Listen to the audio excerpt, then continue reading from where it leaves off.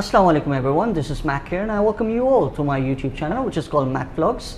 I'm so excited and happy today because finally I get to see one-to-one with Mr. Hamid Saeed, the image consultant who I have been known since last year, and I'm so excited once again to have him on my show today to welcome him and learn from him why is he in Karachi and the amazing image consultancy which he's been doing. And the amazing, you can see the dress ups we have been wearing. So we're going to learn from him today that how we can transform ourselves and how our fashion sense can improve a bit. So let's not waste some time and welcome him now. Assalamu alaikum. Wa alaikum salam. How are you, Mr. Hamid sir? I'm great. Thank you very much for having me on your show. It's a great honor once again. Last year I met you live online, Yes. but today I think we are meeting face to face, so it's a Absolutely. great honor of mine. Well, the pleasure is all mine. So can you tell my audience today that what came to your mind that after Lahore you jumped to Karachi to set up a grand opening showroom here which looks fantastic and it looks amazing, to be very honest. What is in your mind and what do you have for Karachi? Well, I'm Hamid Saeed, an image and wardrobe consultant from New York, and why I'm here in Karachi, I would like to bring some relevance into where I've been before, that's New York. And, I was thinking about this, that, what are the similarities between New York and Karachi? Mm-hmm. So, number one, New York is known for like fashion capital of the world and also as financial capital of the world. And guess what Karachi is? Karachi is the same. Karachi is also the financial, capital of the Pakistan, I would say, and also is a fashion capital of Pakistan.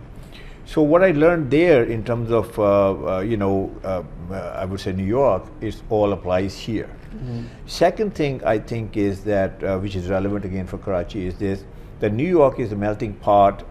People from all over the world come in. They come from, all over the different countries. And they gel together. They learn how to live together and work together. And then it's like a wonderful, output of that, because obviously New York is known for its productivity, it's known for its innovation, it's known for all the good things that New York represents. Same story is with Karachi. You must agree with that. Karachi, people come from all over Pakistan. They come from different provinces, right? Agreed. And they come in here to make it here, it's also a melting pot, just like New York is. So I see a very, very big resemblance there. Now, in terms of what I do, how it applies to that. So the people who come from different areas, they have their expertise, they bring in a lot of their talent and subculture, whatever, but they need to assimilate to the main city. Mm-hmm. So how do you assimilate? And to assimilate in any culture dressing is a huge part. True. So if even like in New York, for example, if you're from another country, you're from Pakistan, you're from India, you're from Nepal, whatever it is, let's say you're a very educated person and you have expertise and all that, but you don't look the part. So I think there you are at a disadvantage. So similarly in Karachi, the people that come from different areas, they may not have all that, which you said, the dressing sense. They may not have the proper grooming. They may not know how to present themselves. Mm-hmm. I'm talking about professional people here. You could be a banker, but you belong from a remote areas and you want to work here. Mm-hmm. You could be an accountant. You could be any professional. So I think I bring that aspect into Karachi, and I can help them. I can help them make that level playing field for them.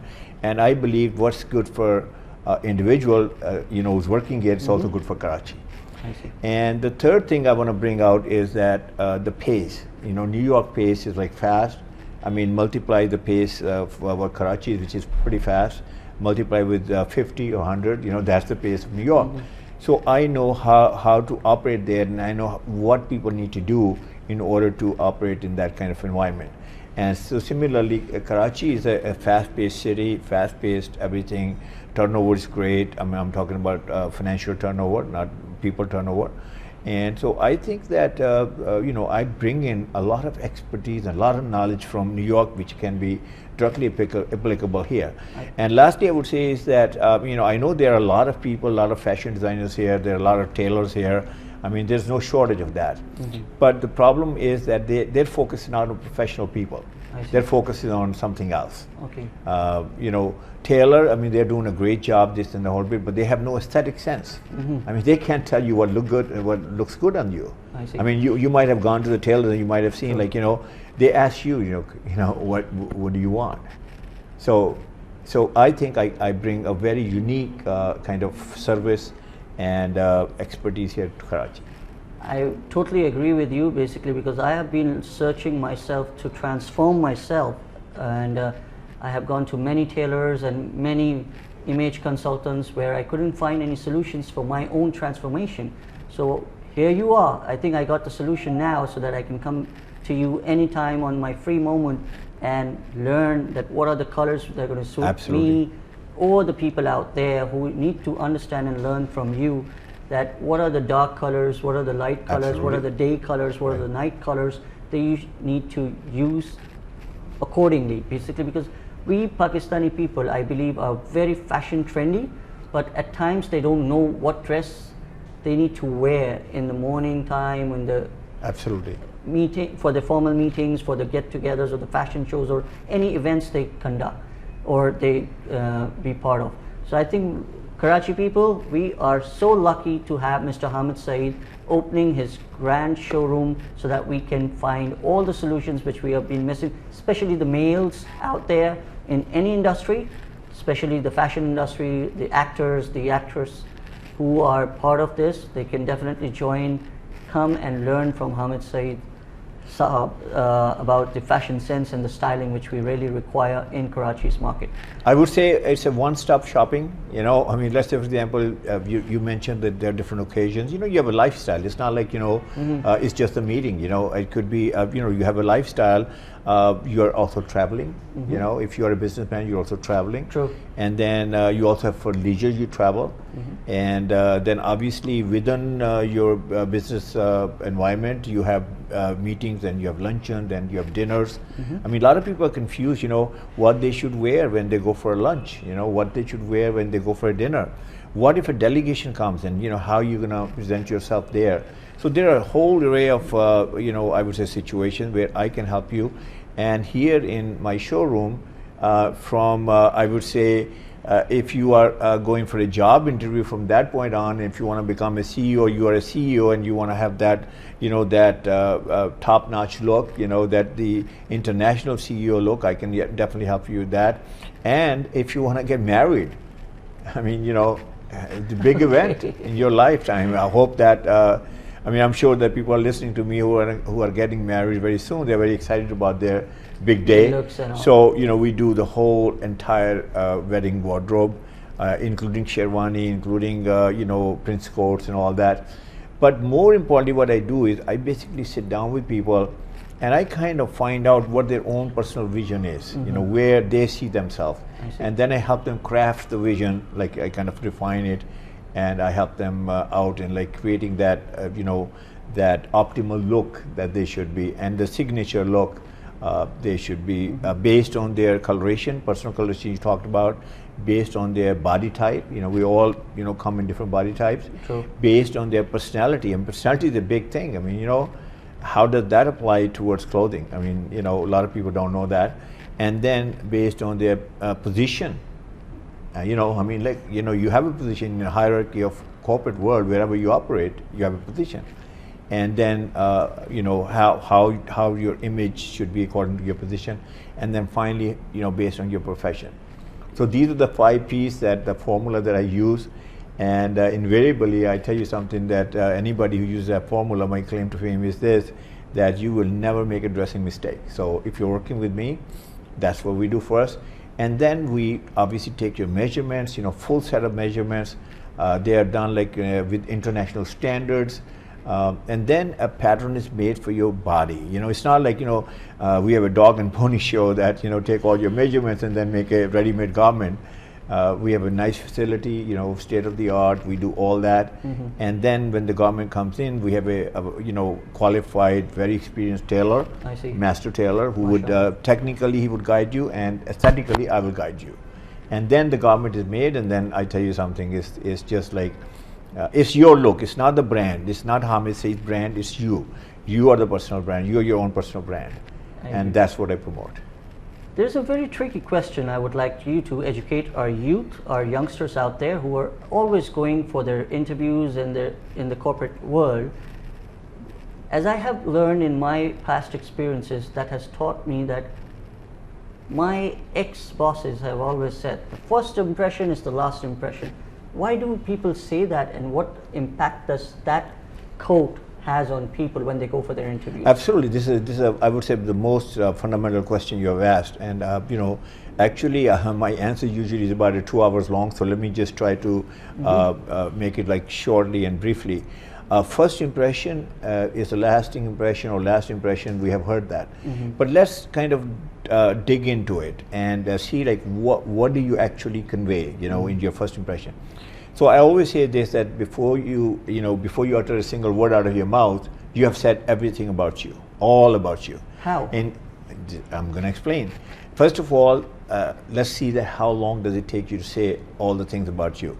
It used to be 30 seconds, but now the world has moved on. It's much faster, and it's like in 7 seconds you tell a lot about yourself. First thing you talk about is you haven't said a single word about yourself. You just entered. I mean, people just looked at you, and then you tell people through your attire, through your presence, through your package, through your whole aura about you, what socioeconomic level you belong to. I see. Okay, now what does that mean? That means that do you belong from an affluent society? Do you belong from a middle class level? Do you belong from a lower middle class? Do you belong from a lower? Or do you belong from a village? Or maybe for that matter, you belong from a poor environment. Now the question is not this, that where do you belong from? The question is this, that do you look well groomed? If you look well groomed, let me tell you this, all over the world, I'm an international guy, I can guarantee you this, nobody's ever going to ask you how much money do you have and where do you come from. So that's the message in this. So that's the first thing that you project about yourself and you convey. The second most important thing is how successful you are. Okay. You walk into a room, let me tell you this. I mean, I always say that, people are not blind and you're not invisible. People are looking at you. So the moment you walk in, guess what? I mean, do you look successful? So, the mundane question is this, if you don't look successful, then what do you look? You obviously look unsuccessful. So it doesn't matter you're going for a job interview, or you're going for a business meeting, or you want to strike that strategic deal with somebody, or even for that matter, you have in a private meeting and maybe you want to get married and maybe somebody's interviewing you. And if you look like you are not successful, if you look like you don't have a dime in your pocket, if you look like you are not a stable person and not a really working at the top of your professional career, I mean, who would hire you, who would do business with you, who would marry you? Okay, right? Am I right or wrong? I totally. If I was a girl, if I was a girl, I would not select that guy, who looks very unsuccessful. Okay, exceptions are always there, by the way. It could be love and first sight and everything, and you get just duped there. All right. So then the third thing, this is like in order of the importance. Do you look confident? Confident. I tell you something. I'm an international guy. I've been into lots of meetings and everything. If you don't look confident, my friend, the game is over. The game is over. You know why? Who would do business with somebody who's not confident? Let's say, for example, you come into the room and you got very shaky about yourself. You're not sure about yourself. You're touching yourself. You're doing this. You're doing that. Your body language says, you're nervous. Why are you nervous? And I tell you, the confidence comes, and with my research, I've done I've been in the trenches for 20-some years. Only there are two things that gives you confidence. One is your expertise and your knowledge. You're competent, you have grip on your content. If you don't have that, forget about this. Even if you come to me and I dress you up and all that, and the moment you speak, you have nothing to say, believe it or not, all that dressing is not going to help you. So education, your expertise, content, grip on content, that gives you confidence. And the other thing which gives you confidence is how you're dressed. If you look the part, you look at yourself in the mirror and you say, hey, I look good today. It happens, by the way. The confidence actually it shoots through the roof. Even if you're underprepared, but sometimes when you find yourself looking good in the mirror, as you mentioned, the confidence. I would say that be prepared, because I always say to people call me this, that, whole bit, or you can make me look like. I said yes. I said, but you should have the meat behind it. I mean, if you are not that, if you're not solid guy, I mean, because I said we're talking about this, that, you haven't said a single word yet. But when you say it, people will know that. I want to tell you something on this topic, that you must look authentic. I see. People don't like phony people. Okay. People don't like fake. Would you hire somebody who's phony and fake? Not at all. Would you do business with somebody who's phony and fake? Would you marry somebody who's phony and fake? Absolutely not. I hope not. Okay, the women who are listening to me, watch out. Watch out for the guy, who looks like very slick, very this, very that, and when he speaks, he doesn't know how to pronounce or this or that, or communication, whatever. So anyway, there are a lot of clues there. So you must look confident. And then there are many other things which I will say very, very quickly. I mean, you must look credible. You must look trustworthy. I mean, imagine about, would you deal with somebody who doesn't look credible and honest? No. I mean, and all these things, by the way, you can't go into a meeting and say, oh, I'm a confident guy. I'm a very, very successful guy. Oh, I belong from a very big, nice family and all that. You can't say that. You will look very lightweight.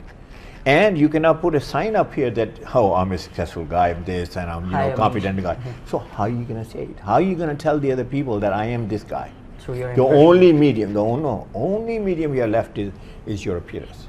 Okay. By the way, in job market, if somebody's listening to me who's out there looking for jobs and all this, I got some stats for you. 80% of the people who do not get selected for the job is because of the poor appearance. 80%. Oh. Really? This all the surveys done in the United States and even in Pakistan. There's a big company that I was blown away. 80%. I see. Yes, talent is important. Yes, expertise are important. Yes, education, that comes first, by the way. And then, you talk about okay, I mean, again, another mundane thing. You're educated, right? If somebody's educated, but doesn't look educated, how far that's going to go? I have PhD, I have MPhils, I have all this knowledge and information. I'm a very educated guy, but I look like who did and ran. I look like hell. I look very sloppy. I look very messy. I will look, come on, man. Nobody's going to believe me. Yeah, okay. So even if you are that educated and you want to prove yourself, and maybe intellectually you're very strong, in the end you can say, hey, I can prove somebody. And something, why do you want to work so hard? Let's say you have 40 minutes, an hour, and finally you convince the guy. So I would say that why do you want to work so hard? You are educated, you are this guy, you should look educated, and then you look the part. It's a double whammy for you. Mm-hmm. So all these things which I said, you must look successful, you must look confident, you must look financially stable. Mm-hmm. Extremely important. Some people think, hey, I don't have a lot of money, I don't have a lot of budget. I mean, I always tell them, I say, look, when you will go someplace, if you look poor, how do you think they will treat you? Not at all. No, I mean, they'll dismiss you, right? I mean, by the way, I'm again international guy. I've seen it all over the world. I have seen it in New York also. A person who looks poor, he gets treated like poor. Doesn't matter how rich he might be. Okay. You just look like poor. Mm-hmm. I mean, I'm not saying that you should wear the most expensive clothing. I'm not saying that it's a Armani suit, it's like Hermes ties and an Italian shirt, but you could look great, and if you know how to put yourself together. And if you come to me, I can show you how to look great within your budget. Isn't that a great thing? So that's the first impression is the last impression, and that's the essence of it. Maybe. The last thing I want to say is, there's an expert in the world who, I would say D8, guy, he's not here in this world anymore, but his work is still there. His name is Roman Jacobson. I see. Okay, I want to tell you a little bit about him. If you want to search him out. He's got this long study, maybe a 10 miles long PDF. And he has done research. I've been in the trenches, by the way. I must have dressed more than 50,000 men and women in my lifetime. And this guy has done this study. And you know what he says about this? There's another element in clothing which he talks about. Among many things. He talks about fit, how the clothes fit you. F-I-T, fit. Means, according to your body type or not. And he says this, in this study, he says that if the clothes don't fit you according to your body type, mm-hmm. if they're not tailor-made, if they're not specifically, that craft your body and all that, and they're the best look for your body and everything, really, really don't give you that look, you look poor. Okay. So in other words, think about this. How many people are wearing clothes too baggy, too loose, pant is too baggy, coat is too large, this, that, according to you, or maybe too tight. Mm-hmm. He says you look poor. And we just talked about it. The poor people will dismiss you. And so you have to make sure that your fit is proper. This is something also Pakistan. You know, I go around and I ask people, I said, you know, what do you think about fit? He says, oh, I think about comfort. Now, comfort is another thing. You know, comfort is like, okay, you know, I could be in my pajama and it could be more comfortable. Why shouldn't I be in my pajama? I mean, hey man, I'm a professional, you know, I got a job to do. So career comes first, my friends, and your comfort comes second. I mean, I'm not saying that you should go into a workplace and you're wearing tight clothes, you can't sit down, and I'm not promoting that. But, you know, obviously if you're going to wear a suit is not a tracksuit, my friend. Suit is not a sleeping suit. So I would say comfort versus career. I say pay attention to career, and these are things that, you know, the subliminal messages that you should give. And if you don't, let me tell you this, my friend, it's going to be very, very tough uphill battle for you. So that was Mr. Hamid Saeed in Karachi with us live today to talk about how we can transform ourselves. And it was really amazing to learn from him, to understand where we are going wrong and what advices we should be requiring from his end. So don't miss any time. Whoever's in Karachi, please come down to Mr. Hamid Saeed as an image consultant and take all the solutions for your transformation. So he is an amazing personality which I have known. Please come down, don't waste time. He's right here in Karachi, in middle of defense area, so you will find him and you can find all the solutions. I can definitely help you. And last message I want to give you is this, you know, when you get ready in the morning, think about something, and I tell you what to think about. Think about who you're going to meet today, and think about what image you want to project, and think about what that person you know, wants to perceive your image, you know, in what image they want to see you. And then you know, don't ask your spouse, don't ask your friends, don't ask anybody how you look. Go in front of the mirror. Mirror will never lie. I mean, you know, you might get like, honey, you look great, and honey probably looks maybe the worst. So you have to have that. And now, by the way, you have to ask this question every day, not only just once in a while, every day. And I tell you something, mirror will never lie, will tell you, do you look, and ask yourself, do you look trustworthy? Do you look credible? Do you look successful? Do you look educated? Do you look you know, confident? All those things we just mentioned. And if you don't look, let me tell you this, don't just go like that. Go back into your closet and change your clothes and the one that gives you that look. And if you don't have the right clothes, you gotta come and see me. I will definitely help you. He's the right person, so don't waste time. As I mentioned, come down, everyone. We need you here to transform yourselves so your lives can be transformed in a better way. So see you next time in another channel, or I would say vlog, with another guest of mine. Thank you so much once again. Thank you, Mr. Hamid Saeed Saab. Thank you for inviting me. It was a pleasure and honor to have such a you pleasure on Mac Vlogs today. It's absolutely my pleasure. Thank you.